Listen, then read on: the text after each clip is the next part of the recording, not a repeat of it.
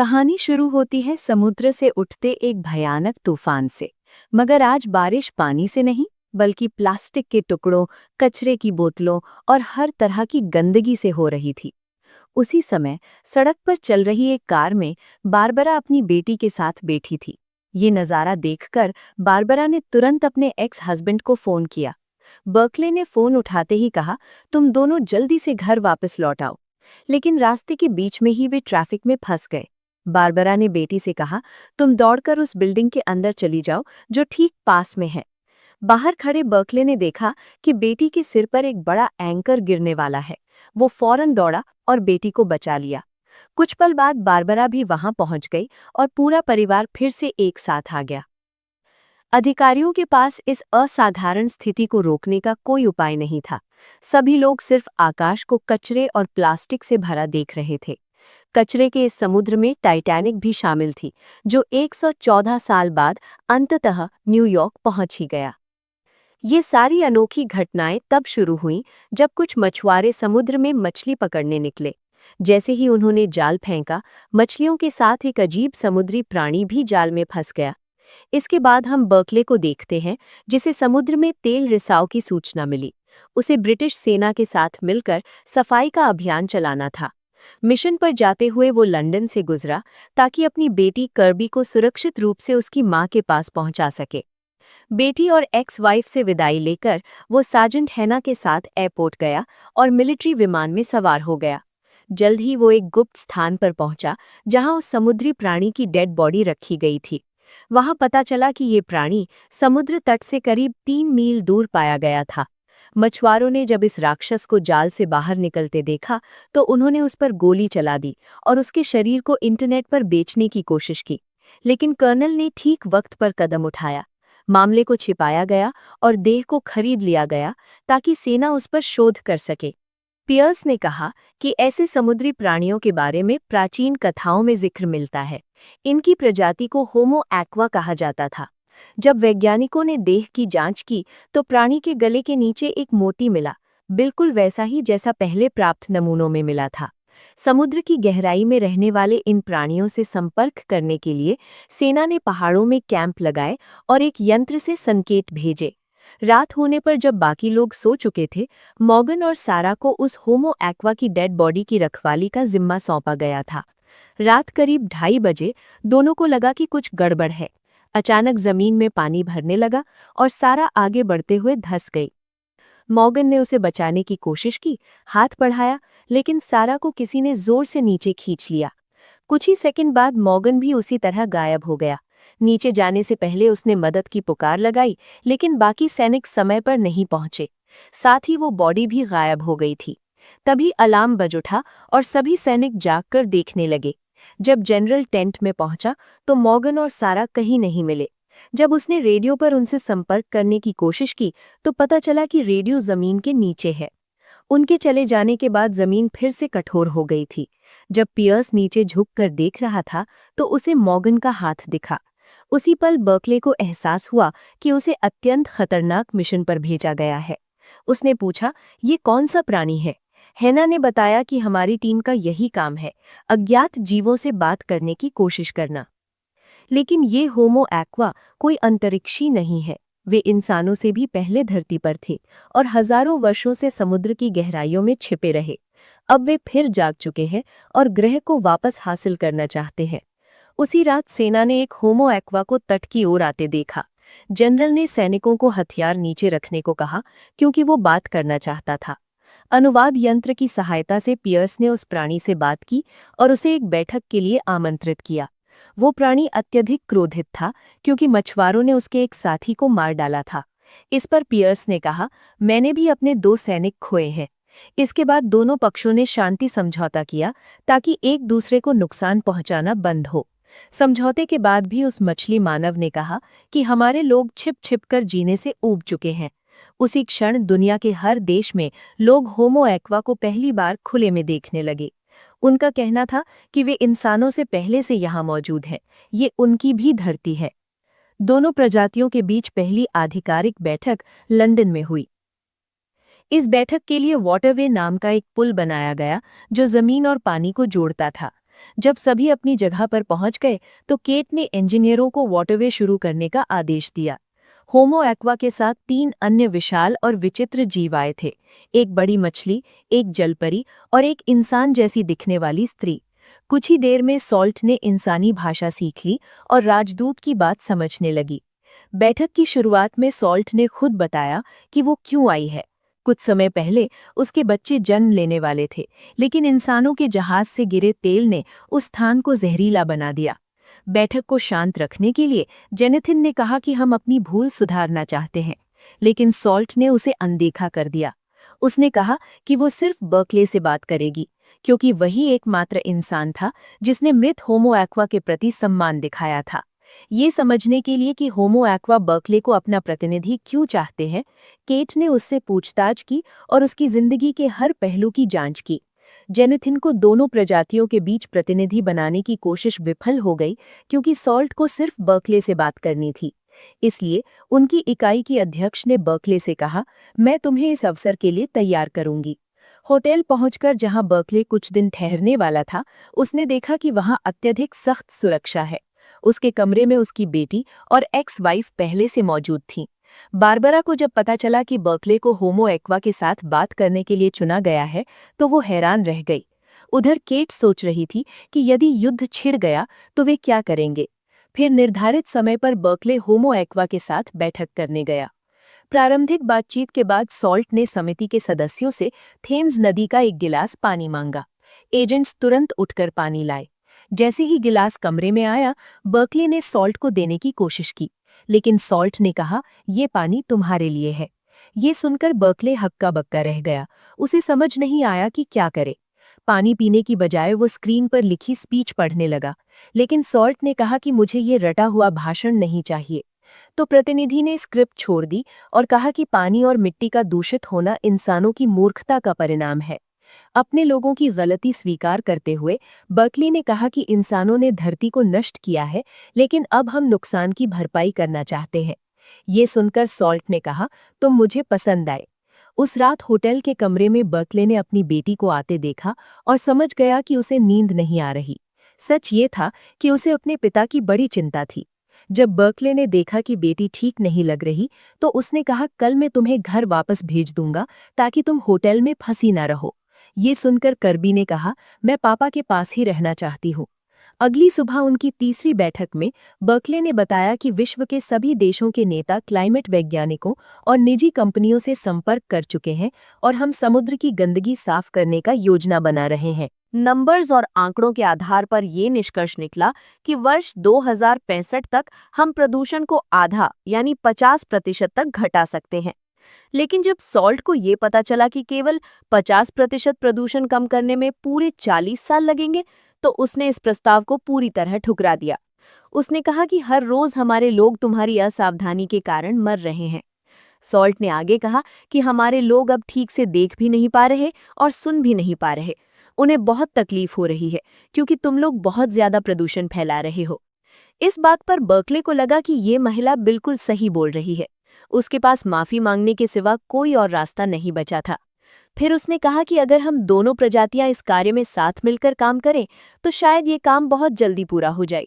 इस पर सॉल्ट ने जवाब दिया कि अगर हम लोग मदद करने लगें तो ये काम बहुत तेजी से हो जाएगा। अचानक एक तेज तूफान शुरू हो गया और उसी समय कई देशों ने समुद्र में बड़े बदलाव देखे। उस दिन इंसानों ने समुद्र में जितना भी कचरा फेंका था वो सब वापस जमीन पर लौट आया। प्लास्टिक और ढेर सारा गंदा सामान आसमान से बरसने लगा। और अब कहानी उसी जगह पहुंच गई जहां से शुरू हुई थी। दुनिया भर के देशों को इतना भारी नुकसान होने के बावजूद बर्कले ने समुद्र के निवासियों के साथ बातचीत जारी रखी, क्योंकि इंसान जानते थे कि ऐसी जंग वे जीत नहीं सकते। सौभाग्य की बात यह थी कि सॉल्ट अभी भी वार्ता के लिए तैयार थी, लेकिन उसने कहा कि मुझे शांति तब तक नहीं मिलेगी जब तक इंसान 3 शर्तें स्वीकार नहीं करते। पहली शर्त ये कि समुद्र में किसी भी प्रकार का प्रदूषण नहीं पहुंचना चाहिए और अपने जहाज़ों को चलाना पूरी तरह बंद कर दो। दूसरी शर्त ये कि जमीन और समुद्र के बीच में स्पष्ट सीमा रेखा खींची जाए ताकि इंसान समुद्र के अंदर न घुसे, क्योंकि इंसान जमीन पर रहने के लिए बने हैं। उन्हें न समुद्र में जाना चाहिए और न ही समुद्र के ऊपर के आसमान में। ये सुनते ही समिति के सदस्य बहुत गुस्सा हो गए, क्योंकि इससे सभी महाद्वीपों पर रहने वाले लोग एक दूसरे से अलग थलग पड़ जाएंगे। जब सॉल्ट ने देखा कि कमरे में इंसान बहुत अधिक क्रोधित हो रहे हैं, तो उसने अपनी आवाज बदल दी और एक पुरुष का रूप धारण कर लिया, ताकि उन्हें नियंत्रित कर सके। जैसे ही लोग शांत हुए और अपनी सीटों पर वापस लौट गए, सॉल्ट फिर से अपने मूल रूप में आ गई। फिर वो तीसरी शर्त बताने लगी, जो इंसानों और समुद्री लोगों के बीच शांति के लिए आवश्यक है। इसके लिए उसने समुद्र के कुछ निर्देश दिए और कहा कि अगली बैठक वहां होगी। इसमें सिर्फ दूर समुद्र तक जाना ही नहीं है, बल्कि बर्कले को 5 मील की गहराई में गोता लगाना पड़ेगा, ताकि वो होमो एक्वा से उनके अपने घर में मिल सके। अब अगली समस्या ये थी कि इतनी गहराई तक जाना बहुत कठिन है, क्योंकि 5 मील नीचे पानी का दबाव बहुत अधिक होता है। आज तक ऐसी कोई पनडुब्बी नहीं बनी जो 5 मील की गहराई तक जा सके। खैर, जनरल पियर्स और उसकी टीम के साथ बर्कले वेसल में सवार हो गए। उनके हैच को बोल्ट से पूरी तरह सील कर दिया गया। लॉन्च होने के बाद पनडुब्बी को बैठक स्थल तक पहुंचने में लगभग 2.5 घंटे लगे। सफर के दौरान 6 यात्री आपस में बात करने लगे कि अगर वे जिंदा बच गए तो घर जाकर क्या क्या करेंगे। जब बर्कले ने देखा कि टैड नाम का एक व्यक्ति बहुत ज्यादा डर रहा है, तो उसने उसे शांत करने की कोशिश की। अपने साथियों को हिम्मत देते हुए बर्कले ने खुद को भी किसी तरह समझाया। कुछ ही मिनट बाद उनकी पनडुब्बी रुक गई। पियर्स ने अपनी टीम से संपर्क करने की कोशिश की, ताकि बता सकें कि हम नीचे तक पहुंच चुके हैं, लेकिन कोई जवाब नहीं आया। थोड़ी देर बाद टीम को महसूस हुआ कि पनडुब्बी बहुत तेज गति से चल रही है, लेकिन किसी को समझ नहीं आया कि क्या हो रहा है, क्योंकि सतह से उनका संपर्क पूरी तरह कट चुका था। बाहर के तापमान को जांचते हुए मिन को एहसास हुआ कि यहाँ का तापमान बिल्कुल जमीन जितना है, जो पूरी तरह असंभव है, क्योंकि नियम के अनुसार वे 5 मील नीचे हैं। अचानक पनडुब्बी हिली और सारी लाइटें बंद हो गई। इसके बाद सभी ने ऑक्सीजन मास्क लगा लिया। जब हैच खुला तो सब हैरान रह गए, क्योंकि पानी पनडुब्बी के अंदर नहीं थी। इसलिए उन्होंने बाहर निकलने का फैसला किया। बाहर जाकर उन्होंने देखा कि वे एक गुफा के अंदर है, जहां का तापमान 21 डिग्री सेल्सियस है और हवा में ऑक्सीजन भरपूर है। जब टीम इस जगह को देखकर चकित हो गई, तब सॉल्ट सामने आई। उसने बताया कि तुम पहले इंसान हो जो इतनी गहराई तक पहुंचे हो। इस वातावरण को खास तुम्हारे लिए ही तैयार किया गया है, इसलिए तुम अपना ऑक्सीजन मास्क उतार सकते हो। सॉल्ट उन्हें मीटिंग रूम में ले गई, जहां उनकी प्रजाति के लोग जमीन और समुद्र के भविष्य का फैसला करने के लिए इकट्ठा हुए थे। उस रात केट को अपनी टीम के एक सदस्य का कॉल आया। उसे पता चला कि कई देशों के डिप्लोमैट्स के बीच कोडेड मैसेज का आदान प्रदान हुआ है। फोन पर बात करते समय ही केट पर एक स्नाइपर ने हमला कर दिया, लेकिन उसके बॉयफ्रेंड ने उसे बचाते हुए अपनी जान गंवा दी। उसी समय टैड, जो अकेला ऐसा डिप्लोमैट था जिसने अपना ऑक्सीजन मास्क नहीं उतारा, उसने सॉल्ट को एक उपहार दिया। जब बर्कले को समझ आया कि वो ग्लोब वास्तव में सिर्फ एक ढक्कन है और अंदर कुछ और ही है, तो वो फौरन झपटा ताकि सॉल्ट को उससे दूर कर सके। लेकिन बम विस्फोट हो गया और इस धमाके में कई मछली मानव मारे गए और बर्कले की टीम के लगभग सभी सदस्य मर गए। सिर्फ बर्कले जिंदा बचा, क्योंकि सॉल्ट ने उसे बचा लिया था। केट के मिशन पर स्क्वाड भेजते हुए शेरले को मिशन पर गए डिप्लोमैट्स की मौत की सूचना मिली और उसने तुरंत मीडिया को सूचित कर दिया। न्यूज़ के बाद दुनिया को एक वीडियो दिखाया गया, जिसमें ऐसा लग रहा था कि सॉल्ट ने जानबूझकर बर्कले और उसकी टीम को मार डाला और जो भी इंसान समुद्र में जाएगा उसका यही हाल होगा। लेकिन सच ये था कि ये वीडियो फेक था और सरकार ने दोनों प्रजातियों के बीच नफरत फैलाने के लिए ये किया। तेज गति से सतह की ओर तैरते हुए सॉल्ट ने देखा कि बर्कले को बचाने के लिए हेलीकॉप्टर भेजा गया है। जैसे ही बर्कले जमीन पर पहुंचा, उसने बताया कि विस्फोट का कारण इनकी प्रजाति को खत्म करना था। केट ने बर्कले की बात मान ली, लेकिन कहा कि उसे सॉल्ट से पूछताछ करनी होगी। फिलहाल सॉल्ट को हिरासत में ले लिया गया। अब केट तेजी से ये पता लगाने में जुट गई कि किसने उस व्यक्ति को पैसे दिए थे। उस व्यक्ति को स्टेज 4 कैंसर था और वो इस मिशन को पूरा करने के लिए कुछ भी करने को तैयार था। सॉल्ट की तेज बुद्धि के कारण उसकी प्रजाति पर आरोप नहीं लगा, लेकिन अब उसे एक स्टील के कंटेनर में बंद कर दिया गया। ये जानकर कि उसकी दोस्त को लेबोरेटरी में बंद करके उसके ऊपर प्रयोग किए जाएंगे, तो बर्कले ने ट्रक की चाबी लेकर उसने गाड़ी को रिवर्स किया और कंटेनर को नदी में गिरा दिया। जैसे ही सॉल्ट आजाद हुई, बर्कले खुद भी पानी में कूद गया और सॉल्ट ने उसे बचा लिया। उस रात होमो एक्वा ने इंपीरियल हाउस में एक नई बैठक बुलाई। इस बार सॉल्ट की जगह टाइड नाम का एक समुद्री व्यक्ति आया। वो कहने लगा कि इंसान इतने पागल कैसे हो गए कि उन्होंने धमाके में अपने ही लोगों को मरवा दिया। जब केट ने उससे माफी मांगी तो टाइड ने कहा कि सॉल्ट कहाँ है।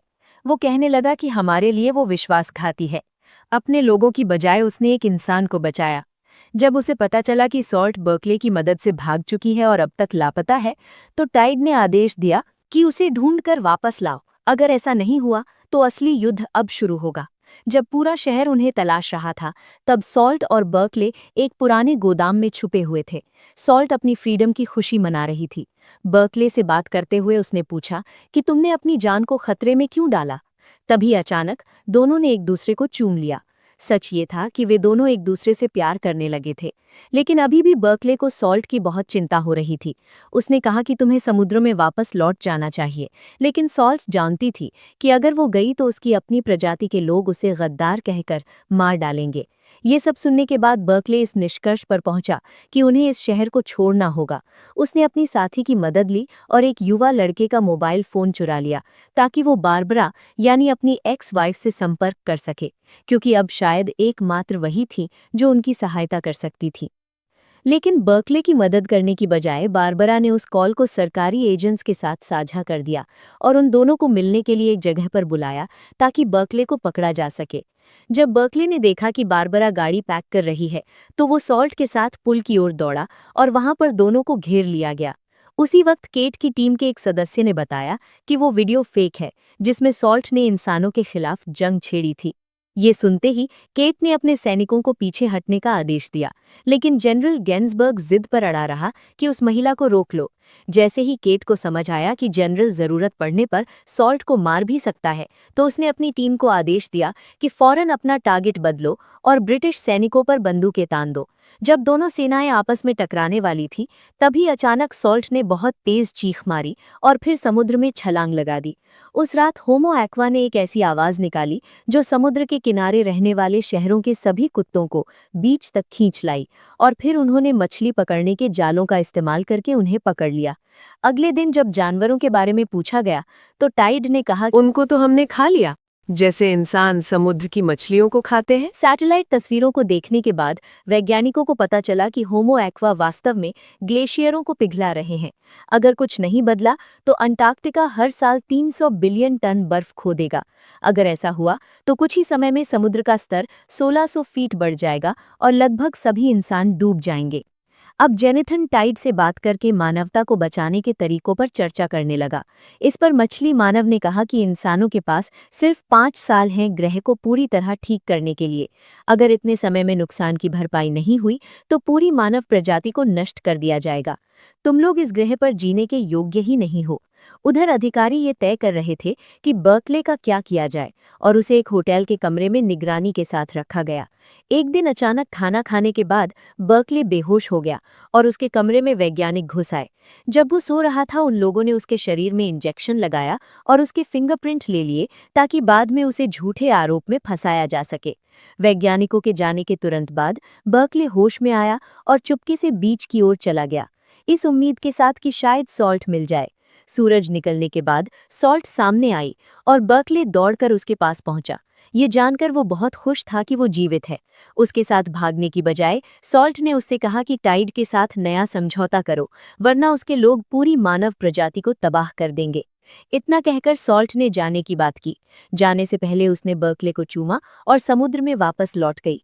बर्कले तुरंत गेट और उसकी टीम के पास गया ताकि टाइड को मैसेज भेजा जा सके, लेकिन अफसोस कोई जवाब नहीं मिला। कुछ दिन बाद दुनिया भर के तटों पर लाखों की संख्या में होमो एक्वा की लाशें मिली। जांच करने पर पता चला कि वे लोग एक बीमारी से इन्फेक्ट हो गए थे, जिससे पानी में सांस लेने वाले उनके फेफड़े बंद हो गए और वे डूबकर मर गए। हैरानी की बात यह थी कि सिर्फ होमो एक्वा पर असर हुआ था, बाकी सारे समुद्री जीव पूरी तरह स्वस्थ हैं। ये सुनकर केट इस निष्कर्ष पर पहुंची कि शायद ये इंसानों द्वारा बनाया कोई वायरस है, और उसे बहुत अफसोस हुआ कि वो पहले नहीं समझ पाई। उस दिन केट की टीम को समुद्र की गहराई से सहायता का संकेत मिला और अब बर्कले को फिर से बैठक के लिए बुलाया गया। जैसे ही उसे पता चला कि उससे बात करने के लिए सॉल्ट आ रही है, तो वो खुशी से रो पड़ा और बड़ी मुश्किल से खुद को रोक पाया उसे गले लगाने से। लड़ाई खत्म होने की घोषणा की गई। सॉल्ट ने बताया कि हमारी सिर्फ 10% आबादी बची है। उसने कहा कि जिन लोगों ने ये कायरतापूर्ण हमला किया है, उन्हें पानी खुद सजा देगा। दोनों प्रजातियों के बीच फिर से संबंध बनाने के लिए केट ने अपना दिमाग लगाया और एक विशेष जगह चुनी। उसने उन्हें बताया कि आप सब यहाँ रह सकते हो। यहाँ दुनिया का सबसे गहरा समुद्र है। ना तो वहाँ इंसानों की फैलाई हुई गंदगी है और ना ही कोई और चीज। जाने से पहले सॉल्ट ने अपने दोस्त का दुखद अंत दिखाया। उसने बताया कि हमारे लोग युद्ध इसलिए खत्म कर रहे हैं क्योंकि जो अब बचे हैं वे इंसानों की बुराइयों से बहुत डर चुके हैं। हम इंसानों का मुकाबला नहीं कर सकते क्योंकि इंसानों जैसी चालाकी करना हमारी प्रकृति में नहीं है। फिर होमो एक्वा के जाने के तुरंत बाद ग्रेट हॉल के कांच के पैनल जो पानी को बाहर रोकते हैं, उनमें दरारें आने लगी। सब लोग घबराकर बाहर निकलने की कोशिश करने लगे। बर्कले शांत रहकर अपनी मौत का इंतजार कर रहा था, लेकिन हेना भी उसे बचा लिया। उस दिन केट को बर्कले के मेडिकल टेस्ट के परिणाम मिले और पता चला कि उसका डीएनए बदल चुका है। अब उसकी जीन होमो एक्वा जैसे हो चुके हैं। ये जानकर केट ने फैसला किया कि उसे समुद्र ले जाया जाए ताकि वो सॉल्ट से फिर मिल सके।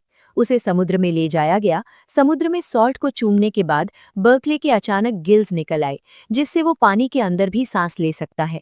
अब उसके पास अपनी किस्मत चुनने का अवसर है और उसने फैसला किया कि वो सॉल्ट के साथ समुद्र में ही रहेगा। वीडियो पसंद आई तो प्लीज़ वीडियो को लाइक कर देना, चैनल को सब्सक्राइब कर लेना।